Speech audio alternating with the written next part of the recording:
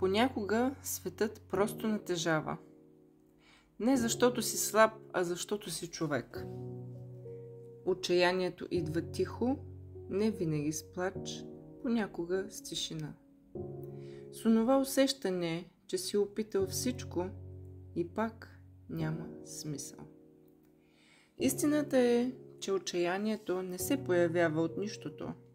То идва, когато твърде дълго време сме били силни.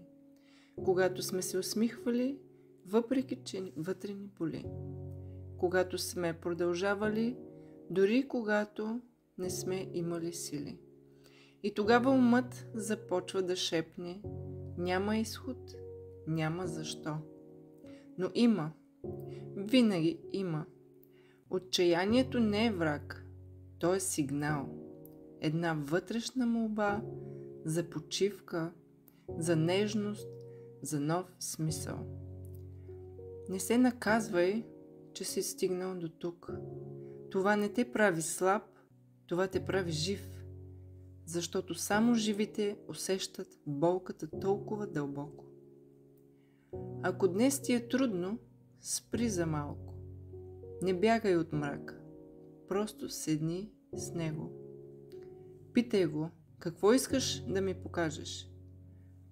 Често зад мрака стои едно нечуто желание да бъдеш разбран, да бъдеш видян, да бъдеш обичан. И точно тогава, когато започнеш да слушаш вместо да се бориш, започваш да лекуваш. Не трябва да си напълно добре, за да продължиш. Трябва да си просто тук. Да дишаш, да вярваш малко. Дори една малка искра е достатъчна, за да изгони тъмнината. И знай, не си сам в това.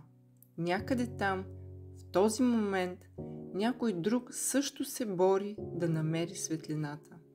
А може би, докато слушаш тези думи, в теб вече се е родила една малка, но истинска надежда.